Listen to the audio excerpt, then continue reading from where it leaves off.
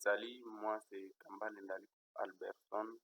Je vais vous présenter un petit projet que j'ai réalisé dans les cours des bases de données non relationnelles. J'ai travaillé sur un projet qui va aider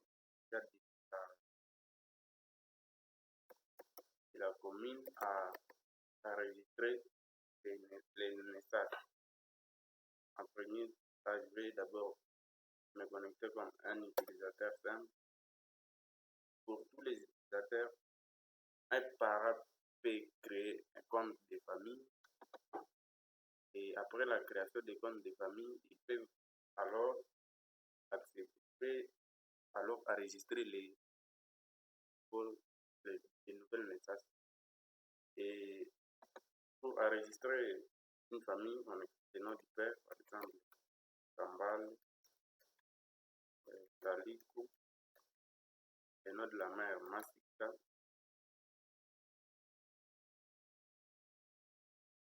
par exemple, Déné, l'adresse mail de connexion, je prends par exemple Kambale, @gmail.com.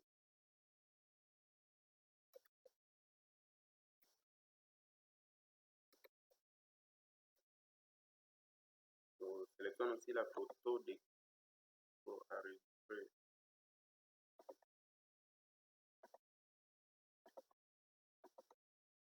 Pour mail, il faut définir le mot de passe. On se connecte.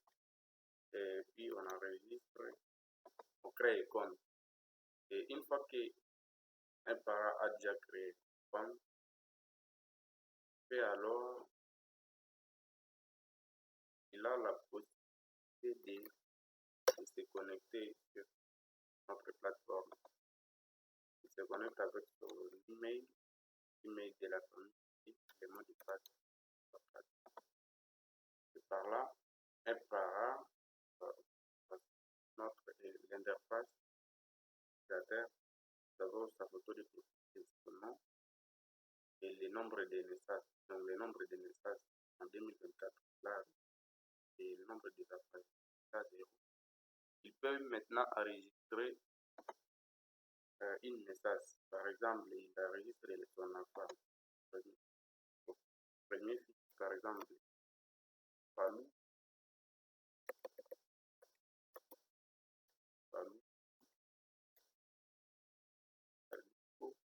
et on met la date de naissance et la fin.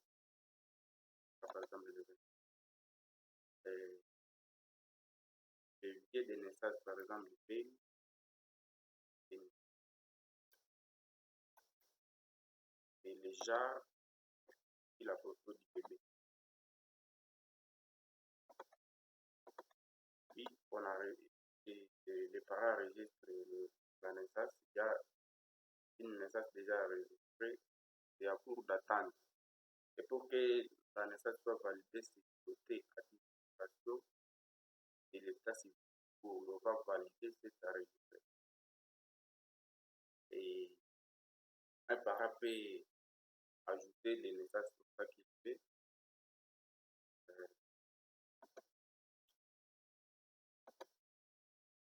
Peut aussi modifier une naissance. Par exemple, les noms mâles.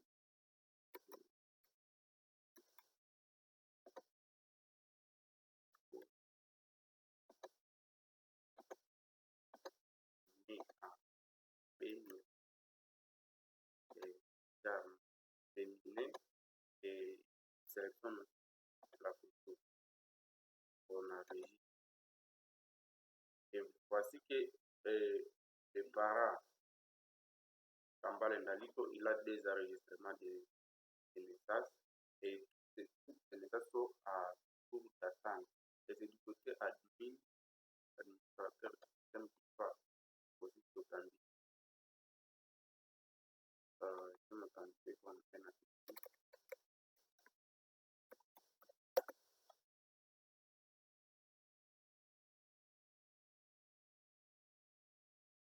D'abord, par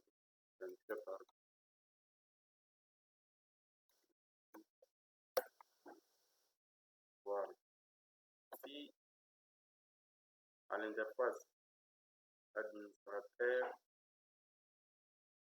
nous avons des enregistrements qui sont en cours d'attendre. Et ce sont les enregistrements enregistrés par notre utilisateur. Si un administrateur valide ou rejette l'enregistrement, côté utilisateur, il verra que l'enregistrement a été accepté, soit accepte. Je vois ici côté utilisateur qui actualise, puis l'enregistrement a été validé. Et il peut aussi rejeter.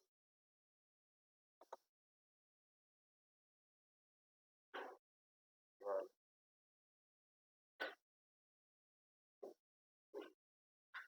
Il y a un enregistrement rejeté, c'est l'enregistrement des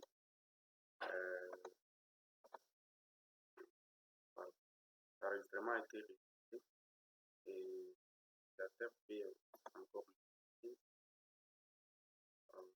l'enregistrement qui est rejeté.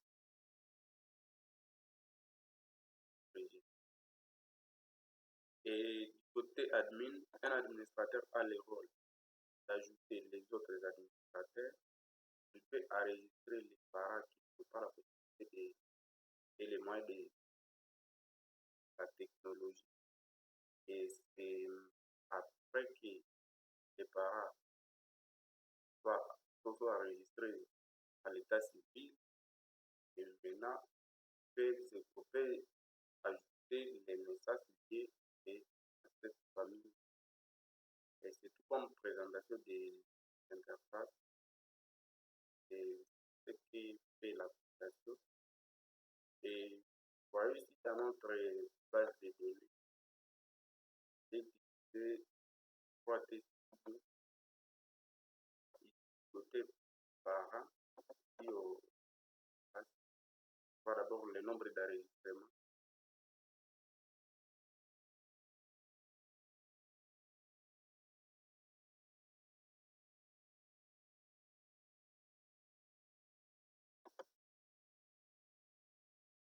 Il y a 1, 2, 3, 4, 5, 6. Il y a 6 enregistrements que j'ai enregistrés, par exemple.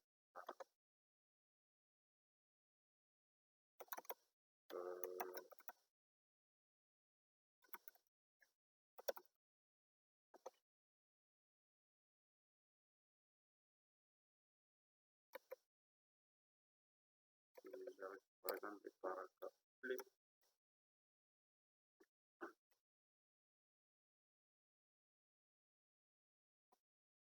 Par exemple,